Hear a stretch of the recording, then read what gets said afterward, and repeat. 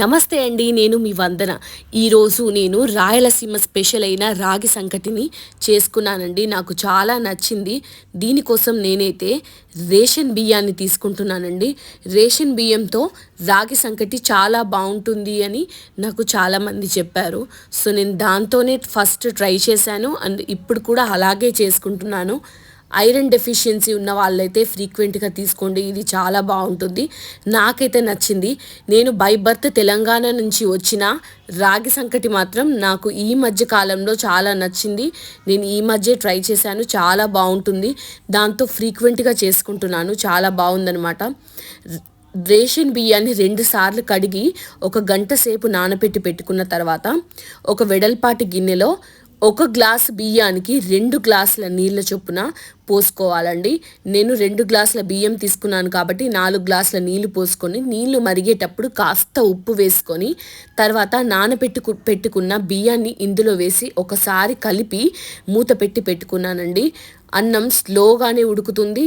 Ration బియ్యం ఉడకడానికి కొద్దిగా టైం ఎక్కువగానే పడుతుంది. రాగి సంకటి చేసుకోవడానికి మనకు ఫస్ట్ కావాల్సిందైతే పేషెన్స్ అండి.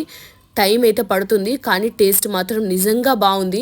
ఒక తెలంగాణ వ్యక్తి రాయలసీమ నుంచి వచ్చిన వంటకాన్ని మెచ్చుకుంటున్నారంటేనే మీరు అర్థం చేసుకోవచ్చు ఎంత బాగుంది అని. ఇలా పలుకు ఓపెన్ అయిన తర్వాత రైస్లో నేను 2 కప్పుల రేషన్ బియ్యం తీసుకున్నాను కాబట్టి 1 కప్పు ఇలా రాగి పిండిని పోసుకుంటున్నానండి. ఈ పిండి ఎలా చేశాను అన్న వీడియో నేను డిస్క్రిప్షన్లో ఇస్తానండి. మొలకెత్తిన రాగుల నుంచి నేను పిండి తీసుకున్నాను. ఈ పిండి చేసే విధానం అంతా నేను లింక్ కింద ఇస్తాను. ప్లీజ్ వాచ్ చేయండి. చాలా బాగుంటుంది వీడియో అండ్ మీరు వర్త్ అనుకుంటారు. తర్వాత ఈ పిండిని రైస్లో వేసి మంచిగా కలుపుకోండి. మీకు ఓపిక ఉంటే చాలా స్పీడ్గా కలుపుకోవచ్చు. ఇది సిక్కున్నప్పుడు కూడా తింటే మీకు ఒంట్లో చాలా శక్తినిస్తుంది. అలాగే చాలా టేస్ట్ కూడా బాగుంటుంది. ఉప్పు వేసుకోకుండా మాత్రం చేసుకోవద్దు. ఉప్పు వేసుకోండి. ఉప్పు వేసుకుంటేనే దీంట్లో రుచి. అండ్ రాగి పిండి నేను చేసింది మొలకెత్తిన గింజల నుంచి చేసింది కాబట్టి ఇది ఇంకా టేస్ట్ ఉందేమో అని నాకు అనిపించింది. టేస్ట్ మాత్రం అదిరిపోయిందనమాట.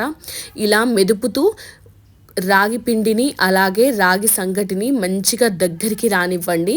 దగ్గరికి వచ్చిన తర్వాత దీన్ని మనం చేతితో పట్టుకోగలము అన్నంత చల్లగా అయ్యేంత వరకు, అంటే కంప్లీట్గా చల్లగా కాకూడదు. అలాగని వేడికి కూడా ఉన్నప్పుడు మీరు చేతితో పట్టుకోలేరు. అంతసేపు వరకు పక్కన పెట్టేసుకోండి. చేతితో పట్టుకోగలము అనుకున్నప్పుడు మాత్రమే దీన్ని పట్టుకోండి. ఎందుకంటే ఇంత వేడిగా ఉన్నప్పుడే దీన్ని ముద్దలు కడితే బాగుంటుంది. కానీ బాగా ఎక్కువ వేడిలో మీరు చేతితో పట్టుకోలేరు. అలాంటప్పుడు గిన్నెకు నూనె కానీ నెయ్యి కానీ రాసి ఇలా రౌండ్గా తిప్పినా కూడా మీరు బాల్స్ లాగా చేసేసుకోవచ్చు అనమాట. నేనైతే వాటర్ చేతిలో పెట్టి ఇలా చేతిలోకి తీసుకొని వేడివే అంటే మీడియం వేడిలో ముద్దల్లాగా చేసుకొని దీన్ని కోడి కూరతో నేను నంచుకున్నానండి. చాలా టేస్టీగా ఉంది. అండ్ ఫస్ట్ టైం నేను పిల్లలకి పెట్టినప్పుడు కూడా పిల్లలు ఓకే అన్నట్టుగా ఉన్నారు. కానీ తర్వాత వాళ్ళకు కూడా అలవాటు అయిపోయింది. బాగా తింటున్నారు. హెల్తీ చాలా. ఇది తీసుకోవడం వల్ల మన శరీరంలో ఎంతో హెల్ప్ఫుల్గా ఉంటుందండి. ఎముకలు గట్టిగా ఉండడానికి అలాగే రోగ నిరోధక శక్తి పెరగడానికి చాలా యూజ్ అవుతుంది. అయితే ఈ రాగి సంకటి రుచి మాత్రమే కాదు ఆరోగ్యం కూడా ఇస్తుంది అని గుర్తుపెట్టుకొని మీరు దీన్ని ఫ్రీక్వెంట్గా తీసుకోవడానికి ప్రిఫర్ చేయండి. చాలా హెల్తీ. వీడియో నచ్చితే ప్లీజ్ లైక్ చేయండి, షేర్ చేయండి, అలాగే కమెంట్ చేయండి.